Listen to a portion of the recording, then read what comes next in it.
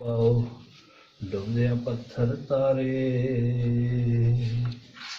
ਸਤਨਾਮ ਸ੍ਰੀ ਵਾਹਿਗੁਰੂ ਸਾਹਿਬ JIO.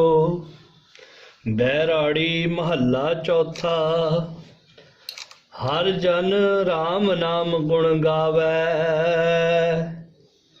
ਜੇ ਕੋਈ ਨਿੰਦ ਕਰੈ ਹਰ ਜਨ ਕੀ, ਆਪਣਾ ਗੁਣ ਨ ਗਵਾਵੈ। ਹਰ ਜਨ ਰਾਮ ਨਾਮ ਗੁਣ ਗਾਵੈ, ਜੇ ਕੋਈ ਨਿੰਦ ਕਰੈ ਹਰ ਜਨ ਕੀ, ਆਪਣਾ ਗੁਣ ਨ ਗਵਾਵੈ। ਰਹਾਉ ਜੋ ਕਿਛ ਕਰੈ ਸੋ ਆਪੇ ਸੁਆਮੀ, ਹਰ ਆਪੇ ਕਾਰ ਕਮਾਵੈ। ਹਰ ਆਪੇ ਹੀ ਮਤ ਦੇਵੈ ਸੁਆਮੀ, ਹਰ ਆਪੇ ਬੋਲ ਬੁਲਾਵੈ। ਹਰ ਆਪੇ ਪੰਚ ਤਤ ਬਿਸਤਾਰਾ, ਵਿੱਚ ਧਾਤੂ ਪੰਚ ਆਪ ਪਾਵੈ। ਜਨ ਨਾਨਕ ਸਤਿਗੁਰ ਮੇਲੇ ਆਪੇ, ਹਰ ਆਪੇ ਝਗਰ ਚੁਕਾਵੈ।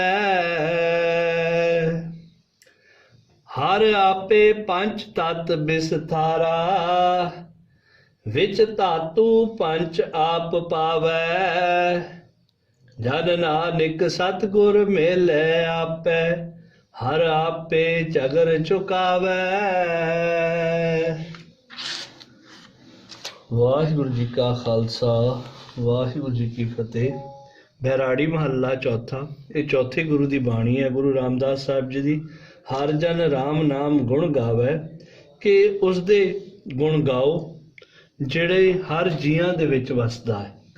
ਜੇ ਕੋਈ ਨਿੰਦ ਕਰੇ ਹਰ ਜਨ ਕੀ, ਜੇ ਕੋਈ ਕਿਸੇ ਦੀ ਨਿੰਦਿਆ ਕਰਦਾ ਹੈ, ਚੁਗਲੀ ਕਰਦਾ ਹੈ, ਆਪਣਾ ਗੁਣ ਨਾ ਗਵਾਵੇ, ਕਿ ਉਹ ਆਪਣੇ ਸਾਰੇ ਗੁਣ ਗਵਾ ਛੱਡਦਾ ਹੈ। ਰਹਾਓ ਠਹਿਰਾਓ। ਜੋ ਕਿਛ ਕਰੇ ਸੋ ਆਪੇ ਸੁਆਮੀ, ਕਿ ਉਹ ਸਾਰਾ ਕੁਝ ਆਪੇ ਹੀ ਕਰਦਾ ਹੈ। ਹਰ ਆਪੇ ਕਾਰ ਕਮਾਵੇ, ਉਹ ਆਪੇ ਹਰ ਚੀਜ਼ ਕਰਦਾ ਹੈ। ਹਰ ਆਪੇ ਹੀ ਮਤ ਦੇਵੇ ਸੁਆਮੀ, ਮਤ ਉਹੀ ਦਿੰਦਾ ਹੈ। ਹਰ ਆਪੇ ਬੋਲ ਬੁਲਾਵੇ, ਕਿ ਉਹ ਵੀ ਸਾਡੇ ਵਿੱਚੋਂ ਵੀ ਉਹੀ ਬੋਲ ਬੁਲਾਉਂਦਾ ਹੈ।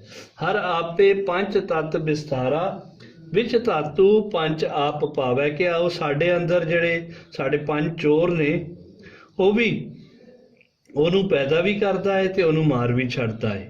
ਜਨ ਨਾਨਕ ਸਤਿਗੁਰ ਮੇਲੇ ਆਪੇ, ਹਰ ਆਪੇ ਝਗਰ ਚੁਕਾਵੇ, ਕਿ ਉਹਦਾ ਮੇਲ ਜਿਹੜਾ ਹੈ ਬੜੇ ਆਸਾਨ ਤਰੀਕੇ ਨਾਲ ਹੋ ਸਕਦਾ ਹੈ ਕਿ ਮਖਲੂਕ ਦੀ ਸੇਵਾ ਕੀਤੀ ਜਾਵੇ। ਵਾਹ ਵਾਹ, ਕਿਆ ਖੂਬਸੂਰਤ, ਕਿਆ ਖੂਬਸੂਰਤ।